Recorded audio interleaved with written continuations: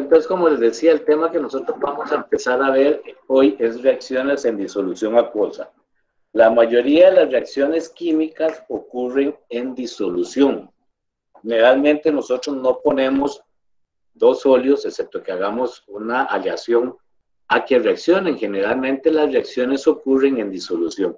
¿Y por qué ocurren en disolución acuosa? Porque precisamente toda la naturaleza y nosotros mismos somos dependientes del agua. O sea, nosotros nacimos en el agua, nuestro organismo transporta los nutrientes a través del agua, las plantas llegan sus nutrientes también a través del agua. Entonces las reacciones ocurren en disolución acuosa.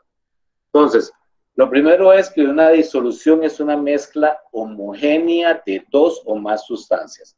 Vean que estamos hablando de una mezcla homogénea. ¿Qué quiere decir esto? Esto quiere decir de que nosotros no vamos a percibir ninguna separación de sus componentes. Una disolución acuosa homogénea, vamos a ver una sola fase, como si todos los componentes estuvieran en una sola momento. Dentro de una disolución nosotros vamos a encontrar un soluto, que es la sustancia que se presenta en menor cantidad o en menor proporción, y vamos a tener el disolvente o solvente, que es la sustancia presente en mayor cantidad o mayor proporción. Pero nosotros vamos a tener diferentes tipos de disoluciones. Entonces, las disoluciones, el estado de la disolución va a depender del disolvente. Entonces, si yo tengo un refresco que es líquido, quiere decir que el disolvente que voy a tener obligatoriamente va a ser líquido, es agua. Y el soluto que vamos a tener puede ser azúcar, puede ser el dióxido de carbono, que son las bebidas carbonatadas, puede ser de que tenga saborizantes, cualquier otra cosa, pero lo que se encuentra en mayor cantidad es el agua, que es el disolvente. Si nosotros tenemos el aire, entonces el aire vamos a tener que el disolvente va a ser nitrógeno, pero también vamos a tener oxígeno, argón y amoníaco, metano como componente de soluto. Quiere decir de que en el aire la mayor proporción de los componentes es el nitrógeno. ¿Algunos recuerdan por qué los nitrógenos son importantes y por qué hay en mayor cantidad? A nivel bioquímico, a nivel de biología.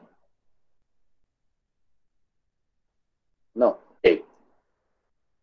El nitrógeno forma lo que son los aminoácidos, forma lo que son las proteínas, y precisamente las proteínas son lo que permiten el crecimiento de los individuos. Entonces, es el que se encuentra en mayor cantidad en el aire.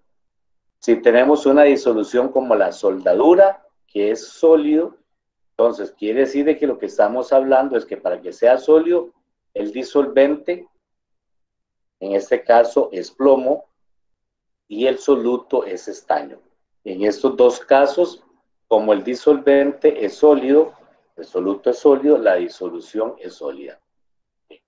Ahora, esas disoluciones, algunas de ellas son capaces de conducir la corriente eléctrica. Entonces se dice que un electrolito es una sustancia que al disolverse en agua es capaz de conducir la corriente eléctrica. Me imagino que casi todos ustedes vieron en algún momento en la feria científica donde ponían agua y al agua le ponían sal, y entonces cuando le ponían sal ponían los electrodos o los cables y tenían un bombillo y se encendía la luz. Eso es porque es un electrolito. De hecho, profe, yo creé una máquina de soldar con agua y sal. Ah, sí, muy interesante. Sí. Qué bien. Mientras que hay sustancias que no son electrolitos. Una sustancia que al disolverse en agua no es capaz de conducir la corriente eléctrica. Entonces, por ejemplo, hay gente que tiene muy claro que en el mar no se deben bañar, y los padres de familia le dicen tal vez a ustedes que no es recomendable que se bañen en el mar cuando hay lluvias o hay tormenta. ¿Por qué? Porque si de una manera muy cercana cayera un rayo en el agua de mar, como es sal disuelta en agua, entonces sí es un conductor. Y entonces si cayera un rayo, entonces sí se daría una conducción eléctrica, entonces podría llegarles a ustedes. Igual, en una piscina muchas veces la gente dice, no, es que en una piscina no va a pasar nada si hay rayería. Pero desgraciadamente en una piscina, una de las razones por las cuales se dice y se pide que cuando uno ingrese a una piscina se dé una ducha de previo, esa ducha de previo es precisamente para que uno elimine las sales que tiene en el agua. Todos creo que en algún momento hemos experimentado que si sudamos y tocamos nuestro sudor, el sudor es salado. Entonces es porque precisamente estamos expulsando cloruro de sodio. Entonces, cuando yo ingreso a una piscina o en una bañera, quiere decir de que esas sales quedan ahí y entonces el agua es conductora de la electricidad. Entonces, como le decía, una sustancia no electrolito no conduce la electricidad, entonces si tenemos un circuito, ese circuito no va a dar ninguna respuesta. Si es un electrolito débil, el circuito nos va a dar un poquito de luz, mientras que si es un electrolito fuerte, vamos a ver que se genera una gran iluminación. Entonces, vean que aquí tenemos alguna clasificación de solutos en disolución acuosa. Entonces, vemos, por ejemplo, todos los que son ácidos, ácido clorhídrico, ácido nítrico, ácido perclórico, ácido sulfúrico. Estas bases, hidróxido de sodio, hidróxido de bario y compuestos iónicos, son electrolitos fuertes. Un electrolito débil, aquí lo que tenemos es el ácido acético, ácido fluorhídrico, ácido nitroso, amoníaco y agua. Vean que el agua es un electrolito extremadamente débil, el agua pura. Sin embargo, si yo tengo el agua potable, tengo que tener claro que el agua potable trae minerales, trae cloro, trae otras sustancias, entonces puede ser de que el agua potable sí sea conductora, pero el agua pura no es conductora. Sustancias que no son electrolitos, la urea, el metanol, el etanol, el azúcar, la glucosa, la sacarosa. ¿Por qué se conduce la electricidad? Entonces, cuando una sustancia se disuelve, si es un electrolito, esa sustancia se disuelve y se separa en cationes y aniones. Y entonces, en un electrolito fuerte, está disociado en un 100%. Entonces, si hay cargas positivas y cargas negativas, se da la conducción eléctrica. Entonces, aquí tenemos, por ejemplo, el cloruro de sodio, la sal. La ponemos en agua, la disolvemos, produce iones sodio acuoso más iones cloro acuoso. Como tengo cationes y aniones, se da la conducción eléctrica. Un electrolito fuerte está 100% ionizado. Entonces, vean que en este caso estoy hablando de un electrolito fuerte disociado. Esto se refiere, lo disociado, a un compuesto iónico. Pero un electrolito fuerte 100% ionizado es como el ácido clorhídrico. El ácido clorhídrico, que en este caso aparece como HCl. Recuerden que el HCl, si está en estado gaseoso, esto se llama cloruro de hidrógeno. Si está en estado acuoso, se llama ácido clorhídrico. Entonces, si yo lo pongo en agua, se producen los iones H+ y Cl- acuoso. ¿Sí? Un electrolito débil se ioniza parcialmente. Por ejemplo, aquí tenemos el ácido acético. El ácido acético, hay un equilibrio químico en él y entonces se produce el ion acetato y el ion H+. Entonces, nuevamente existen iones y si existen iones, existe conducción eléctrica. Profe, siempre va así en el producto siempre va un catión y un anión, por así decirlo. Nunca pueden ir como dos cationes, ¿verdad? No, tiene que haber movimiento de las dos cargas, la carga positiva y la carga negativa. Sí, ok.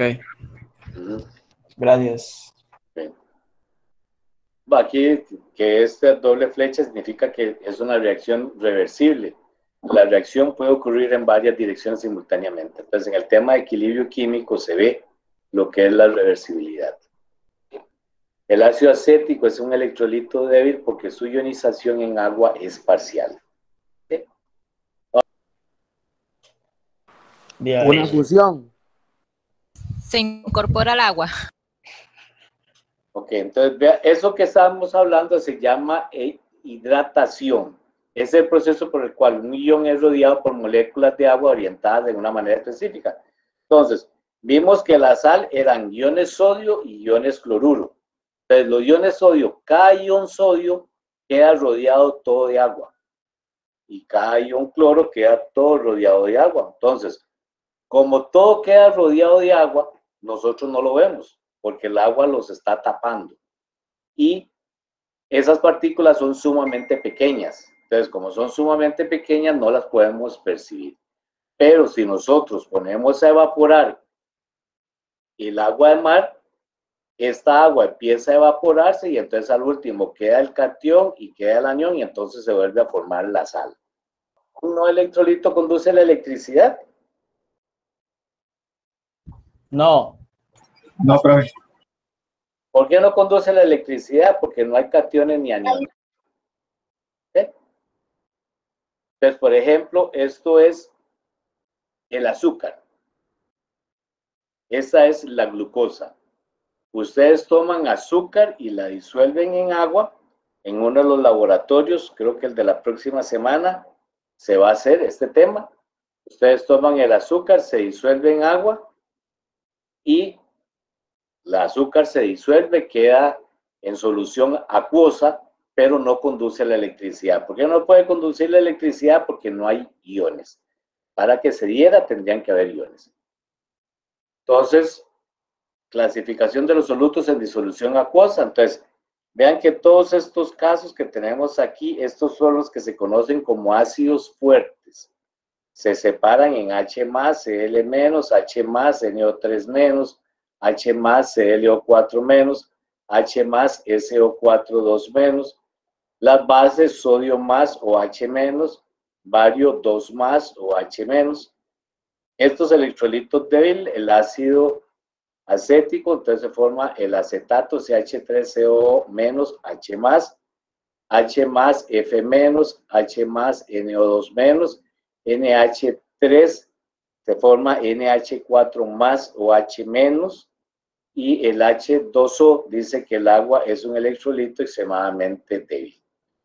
Mientras que la urea, el metanol, el etanol, la glucosa y la sacarosa no conducen la electricidad porque ellos no pueden formar iones. Entonces, Profe, sí, señor. Disculpe, ¿por qué se le llama, voy a volver a la diapositiva anterior, por favor? Sí, señor. Electrolito débil, digamos, y fuerte, digamos, ¿es porque ya más compuestos o no sé, me generó esa duda, profe? Si me explica, se lo agradecería mucho.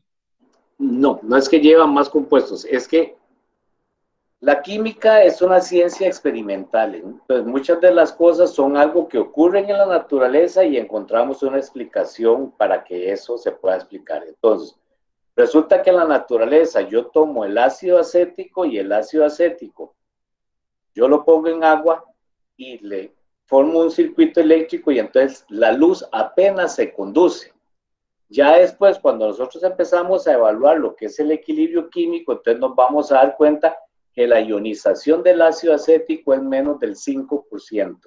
Entonces, todas estas sustancias que están aquí, naturalmente ellas lo que hacen es que se ionizan menos de un 5%, entonces por eso se clasifican como electrolitos débiles. Estas otras sustancias, ya después podemos en equilibrio químico ver toda esa parte, pero estas sustancias se ha encontrado experimentalmente que cuando uno las pone en agua y hace el circuito, conducen fuertemente la electricidad, y entonces así fue como se clasificaron inicialmente. Ok, entiendo. Dan otras de las cosas. En algún momento cuando yo me hago referencia o cuando yo digo, hay alguien que está pidiendo entrada, pero si algo voy muy rápido o algo no les queda claro, pregunten ustedes. Es la única forma de poder apoyarnos todos y poder todos entender bien la materia. Así es que no... Sí, profe. Sí, señor. No, por el momento, no sé, vamos bien, es que sí, en algunas ocasiones ahí, con respeto se lo digo, ¿verdad? Tal vez se va entendiendo todo, tal vez pasa un poquitico las diapositivas rápidas, tal vez si la pasa como ahorita, así lento, entonces uno anota y de ahí le sale una pregunta para hacérsela a usted, ¿me explico? Ok, está bien, perfecto. Aunque recuerden también que la presentación ustedes la tienen y el video ustedes después lo tienen. Entonces también hay veces que hay que anotar lo menos posible. Pero igual, les estoy pidiendo, cuando ustedes necesiten algo, si tengo que volverme a la diapositiva, me dicen. Si necesitan que les explique algo más, me lo dicen, por favor. O sea, en realidad son ustedes los que mandan en esta reunión. Porque yo lo que estoy haciendo es tratando de transmitirle a ustedes una serie de contenidos, pero al final quienes hacen el examen son ustedes, no soy yo. Entonces dice, los diagramas siguientes muestra 3 compuestos en agua, AB2, AC2 y AD2. ¿Cuál es el electrolito más fuerte y cuál es el electrolito más débil? Entonces vean que en este caso, este es un compuesto, dice AB2, este es el compuesto AB2. Aquí está entera, aquí está entera. Aquí estos se han separado. Si me voy para acá, dice que el compuesto es un AC2. Este es el A y estos son los C. Pero vea que todos están separados. ¿Okay? Y este otro dice que es AD2. Entonces vean que en este caso, estos todos están enteros. ¿Y quiénes están separados? Solo uno. Entonces, ¿quién sería el electrolito más fuerte y quién sería el electrolito más débil? ¿Quién se ionizó más? ¿Quién separó más los iones? En buena teoría, el C sería el más fuerte y el B sería el más débil. El C sería el más fuerte. El más fuerte no sería el B. El B sería el más fuerte. Más bien, el C es el menos fuerte. El C sería el más débil. ¿Por qué? Porque el C es el más débil o el menos fuerte, porque vea que aquí no está ionizado, este no está ionizado, este tampoco. ¿Quién se ionizó? Solo uno. Aquí, ¿quiénes se ionizaron? Todos, porque todos están separados. Aquí, ¿cuántos se ionizaron? 1, 2 no se ionizaron, pero 3 sí están ionizados. Entonces aquí hay 3 ionizados, aquí hay 5 ionizados y aquí hay 1 ionizado. Entonces, este es el más débil, después sigue A y por último queda B. Por eso es que aquí la respuesta dice que C menor que A y A menor que B. Quiere decir de que el C es el más débil, después le sigue el A y por último es el B, el más fuerte. ¿Okay? Entonces ahora vamos a ver una serie de reacciones y tenemos que aprender a reconocerlas y saber qué dice cada una de ellas. Entonces, la primera es la reacción de precipitación. Como yo les dije, siempre tenemos que tratar de relacionar los nombres con algo que sea fácil. Precipitación, esa palabra se utiliza mucho cuando dicen las precipitaciones relacionadas con la lluvia. ¿Qué es lo que le cae a uno? Entonces, ¿qué es un precipitado? Es un sólido insoluble que se separa de la disolución. Veamos aquí que este es un sólido. ¿Sí? Entonces, por ejemplo, yo tengo nitrato de plomo acuoso más yoduro de sodio acuoso y resulta que yo mezclo estas dos disoluciones y esas dos disoluciones producen yoduro de plomo sólido más nitrato de sodio acuoso. ¿Cómo reconozco una reacción de precipitación? Entonces voy a reconocer una reacción de precipitación porque se forma un sólido. Desde ahí yo reconozco que es una reacción de precipitación. ¿Okay? Esto es una ecuación molecular. La que tenemos aquí arriba es la ecuación con las moléculas que participan. Ahora vamos a hacer lo que se conoce como una ecuación iónica. Entonces, ¿qué es la ecuación iónica? Yo tengo que separar el plomo del nitrato. Y de aquí es donde uno tiene que acordarse lo que ya ustedes deberían saber. La valencia del nitrato es -1. Entonces, si la valencia del nitrato es -1, quiere decir de que el 1 está aquí. Entonces, este plomo, este 2, es de plomo. Entonces, cuando yo lo separo como plomo 2 más 2 iones nitrato, porque el nitrato tiene -1. ¿Qué? Me voy para acá y dice yoduro de sodio. El yodo está en el grupo 7, los halógenos. Vimos que todos los halógenos del grupo 7, la valencia es... Era -3. No, -1. -1. Y el sodio está en el grupo 1. Si el sodio está en el grupo 1 es +1. Ustedes vean que aquí, en la reacción de precipitación, cuando yo voy a hacer la ecuación iónica, yo tengo que acordarme de eso que ya lo estudiamos en el capítulo 2. Entonces, tal vez aquí es insistirle por lo que a veces necesitamos que ustedes lleven la materia al día, que la estén estudiando al día. Porque si ustedes en este momento no recuerdan eso, porque no lo han estudiado, entonces van en desventaja. Entonces pueden que no vayan entendiendo también. ¿Okay? Y esto forma yoduro de plomo, que es sólido, entonces lo dejo igual porque es un sólido. Y este nitrato de sodio igual. El nitrato es -1 y el sodio es +1. Entonces, como hay 2 sodios, pongo 2 sodios más 2 nitratos. Al final tengo que ver que esté balanceada siempre. Tengo un plomo, 2 nitratos, 2 nitratos, 2 sodios, 2 sodios, 2 yoduros, 2 yoduros. Esta se llama la ecuación molecular porque presentan las moléculas. Esta es la ecuación iónica porque separo los iones. Resulta que el nitrato y el nitrato está igual en ambos lados. El sodio y el sodio está igual en ambos lados. Entonces, si yo cancelo eso, voy a formar lo que se llama la ecuación iónica neta. ¿Qué es la ecuación iónica neta? Voy a poner solo el plomo, solo el yodo para producir yoduro de plomo. Entonces, la ecuación iónica neta, estoy poniendo nada más los iones que participan para la formación de la sustancia sólida, que es el precipitado. Y entonces, el sodio y el nitrato se dice que son los iones espectadores. ¿Qué quiero ver? Lo que quiero ver es terminar esto para que después nos pasemos. Dice cómo escribir ecuaciones iónicas netas. Entonces dice, número 1, escriba la ecuación molecular balanceada. ¿Cuál es la ecuación molecular? Toda la ecuación. ¿Okay? Dice, 2, escribir la ecuación iónica mostrando los electrolitos fuertes completamente disociados en cationes y aniones. 3, eliminar los iones espectadores de ambos lados de la ecuación iónica. 4, verificar que las cargas y el número de átomos dentro de la ecuación iónica neta estén balanceados. Dice, escriba la ecuación iónica neta entre el nitrato de plata y el cloruro de sodio. ¿Bien?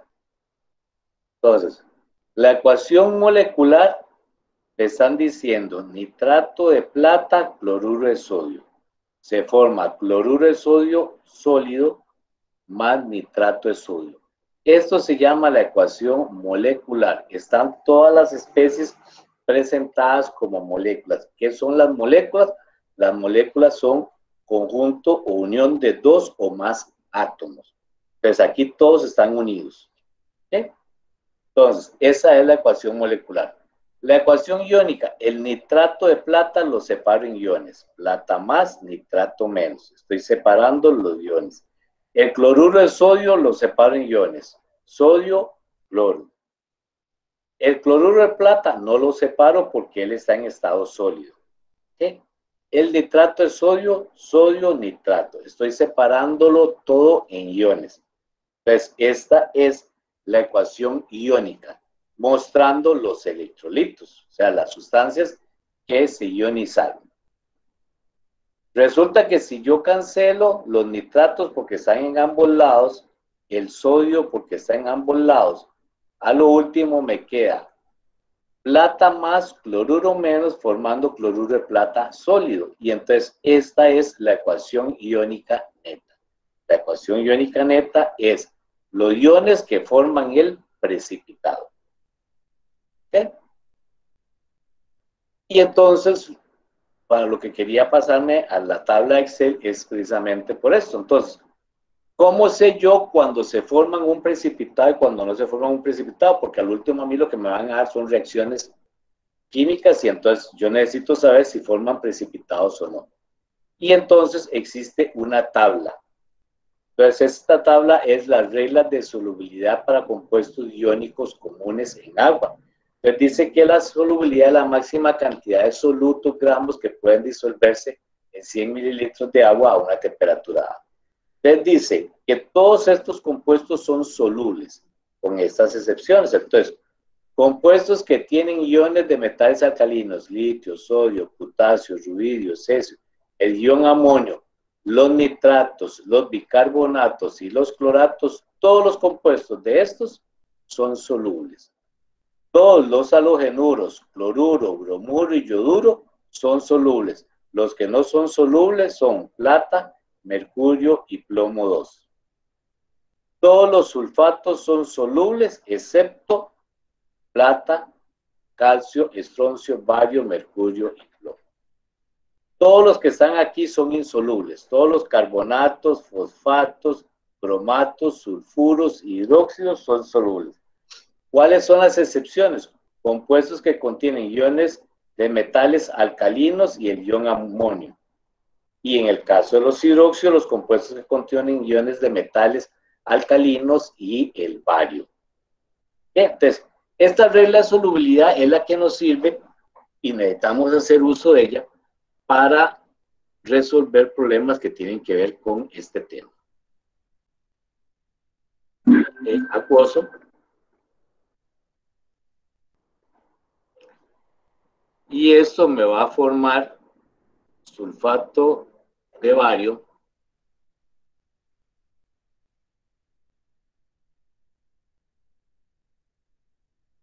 más cloruro de magnesio. ¿Cómo sé yo lo que se forma? Lo que sé que se forma es este magnesio que está aquí. El magnesio va a desplazar al bario, entonces el magnesio se va a unir con el cloro. Entonces los dos de afuera se unen y los dos de adentro se unen. ¿Ok? Entonces, como los dos de afuera se unen, va a formar cloruro de magnesio 2. Como los dos de adentro se unen, va a formar sulfato de bario. ¿Estamos bien? Ahora, ¿cómo sé yo? ¿Cómo sé yo entonces qué es lo que se está formando? ¿Y cómo sé yo que es? ¿Cómo sé que lo que sí se forma es un sólido? Entonces, para saber si lo que se forma es un sólido, yo necesito revisar la tabla. Entonces, el sulfato de magnesio, bueno, dice que es acuoso. El cloruro de bario no puse, pero también es acuoso.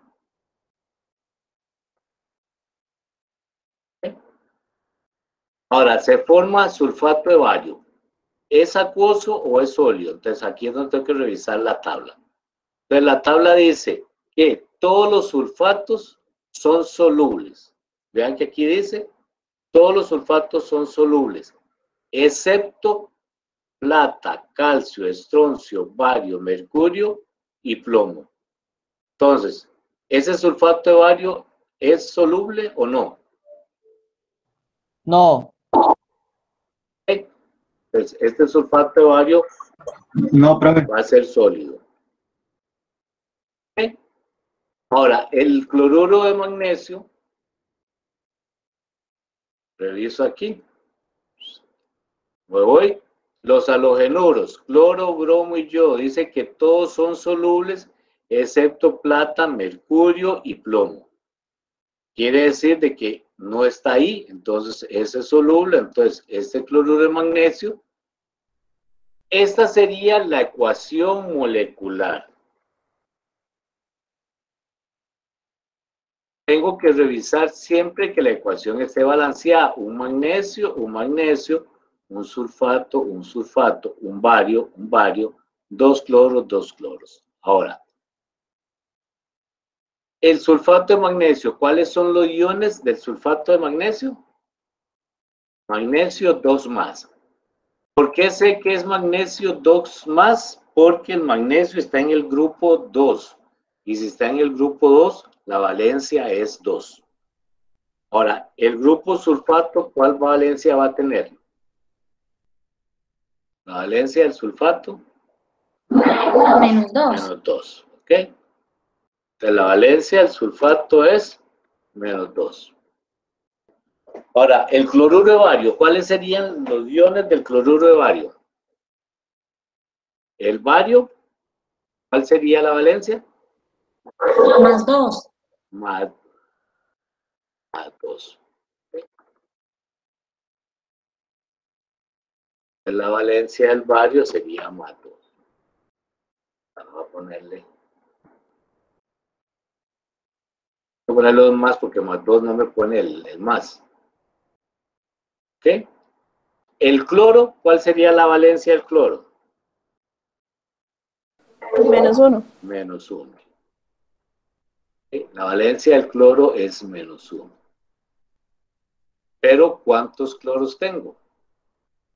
El sulfato de bario lo escribo exactamente igual porque es un sólido, no lo puedo separar. Ahora, el cloruro de magnesio, ¿cómo lo escribiría? Magnesio. Y la valencia nuevamente está en el grupo 2 y como está en el grupo 2, la valencia es 2 más. Mi cloro está en el grupo 7, es llamado grupo de los halógenos. La valencia es menos 1. ¿Okay? Un magnesio, un sulfato, un bario, 2 cloros. Entonces aquí tengo que poner 2 cloros. Y entonces esto se llama la ecuación iónica. Ahora vuelvo a copiar todo esto.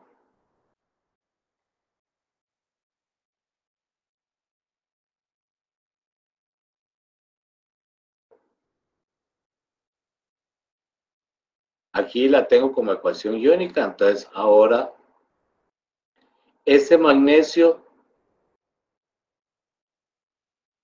2 más que está aquí se cancela con este magnesio 2 más que está aquí.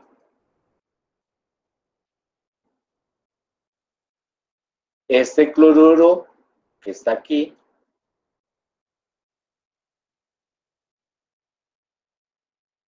se cancela con este cloruro que está aquí.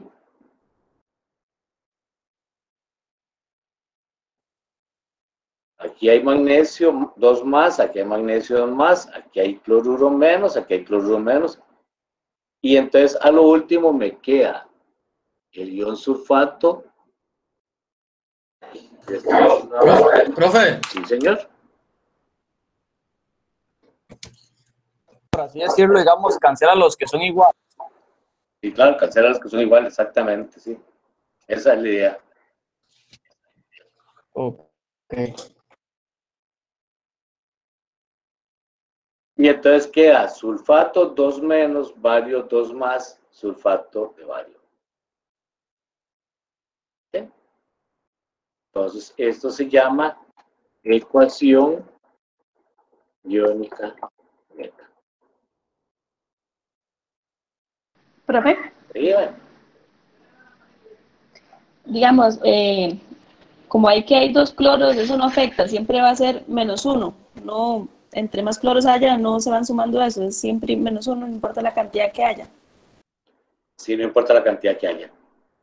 En realidad, este 2 por menos 1 queda 2 menos y entonces se cancela con el 2 más del bario.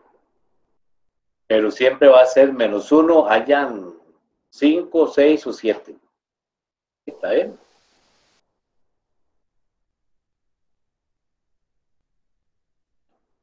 Pues vamos a ver este ejemplo. En este ejemplo lo que queremos ver es si es una reacción de precipitación.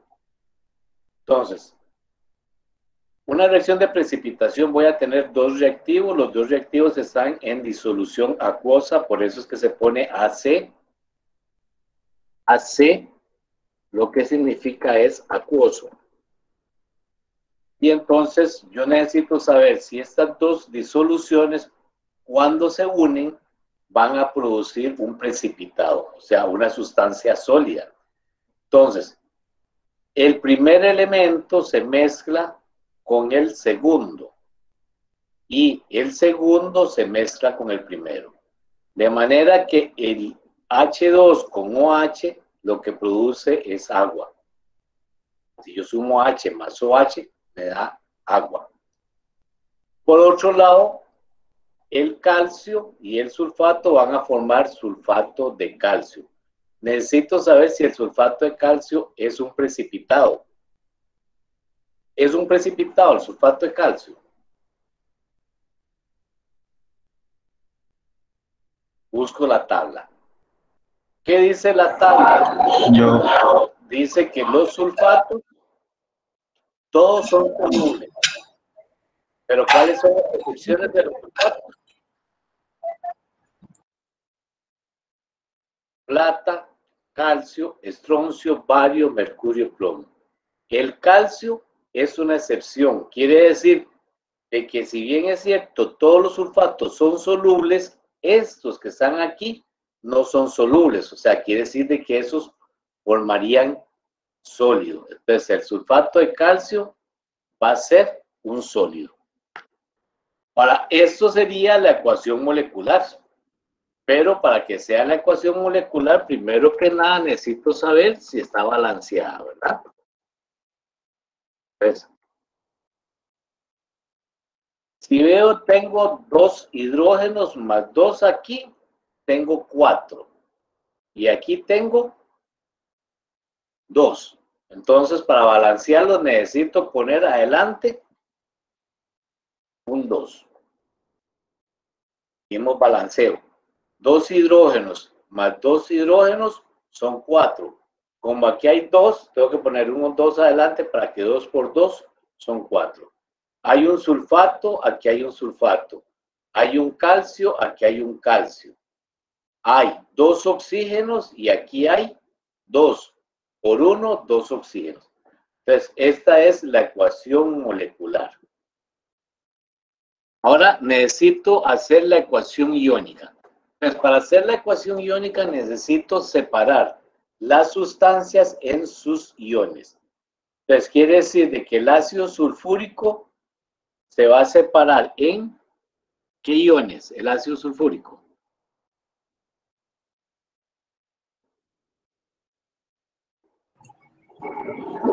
En hidrógeno. Hidrógeno más. Hidrógeno Más uno, creo que. Más 1. Sí, más 1. ¿Ok? El sulfato sería Menos 2, profe. menos 2. El calcio, el hidróxido de calcio. Más 2. Ok. Calcio, 2 más. Ok. El hidróxido. 1 menos. 1 menos. Y entonces, si el hidróxido es 1 menos, ¿y cuántos hidróxidos hay? 2. 2. El sulfato de calcio lo escribo exactamente igual. No hago nada porque él está en estado sólido. Y el agua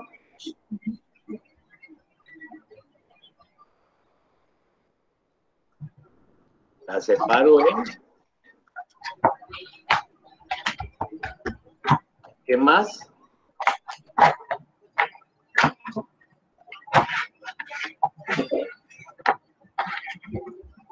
H menos.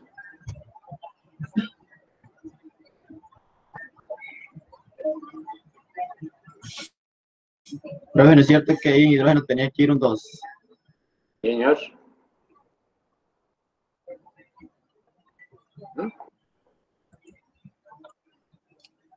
Y en el OH también tiene que ir un 2.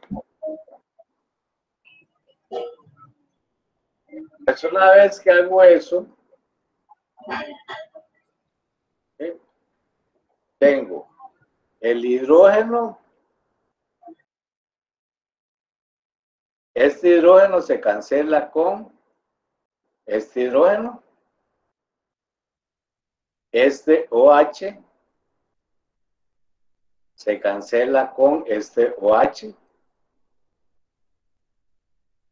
Bueno, antes de cancelarlo, si los dejo así tal y como está, esto se llama la ecuación iónica, donde estoy mostrando todos los iones. ¿Okay?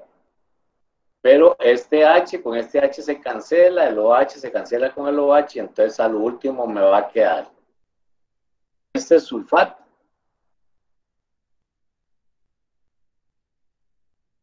Me va a quedar este calcio.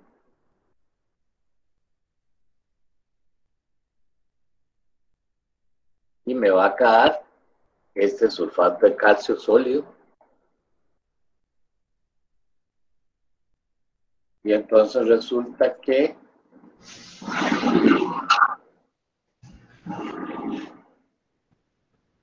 esta es la ecuación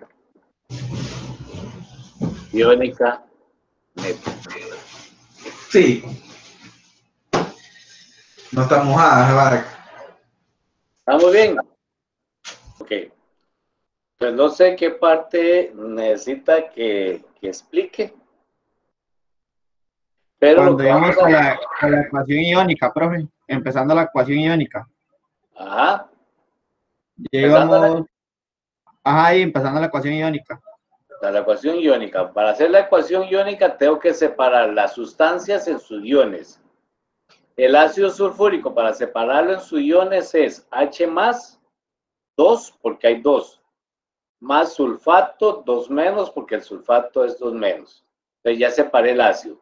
El hidróxido de calcio es calcio 2 más. ¿Por qué sé que es 2 más? Porque el calcio está en el grupo 2 y es 2 más.